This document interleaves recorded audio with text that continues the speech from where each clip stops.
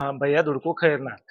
माझे काका दिलीप देवराम खैरनार यांच्या घरी 13 तारखेला जातीवाचक गावगुंडांनी हल्ला केला आहे आणि त्याच्यानंतर जगदीश ठाकरे मोदडचा जो व्यक्ती आहे वो जगदीश ठाकरे त्याच्या मोर्चाला तुम्ही सहभाग झाले, त्याच्यामुळे आम्ही तुमच्यावर ही अद्दल घडवली बुवा असं म्हणून. आणि त्याच्यानंतर डिपार्टमेंटकडे इथं दवाखान्यात आणलं आणि डिपार्टमेंटने 13 तारखेला ती केस न घेता 18 तारखेला घेतली. पण पुढे कुठलीही कारवाई नाही केली. आज आज दिनांक 24 तर त्यांनी माझ्या घरी येऊन मला सांगितलं ती केस त्यांना मागे घ्यायला लावा बुवा असं म्हणून.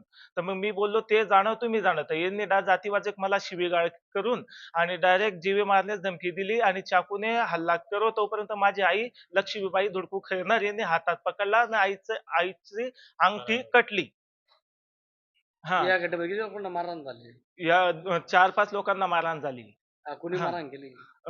गोलू मराठे, शुभम शिंदे, सचिन काळे, हर्षल पाटील अशी आता तुमची मागणी आणि काय आता?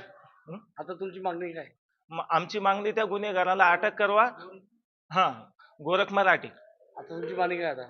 आमची मागणी अशी आहे की त्या आरोपींना अटक करावी आणि पुढची कारवाई त्यांच्यावर डिपार्टमेंटने चांगली प्रकारे करावी. आजच्या आठ अटक व्हायला पाहिजे.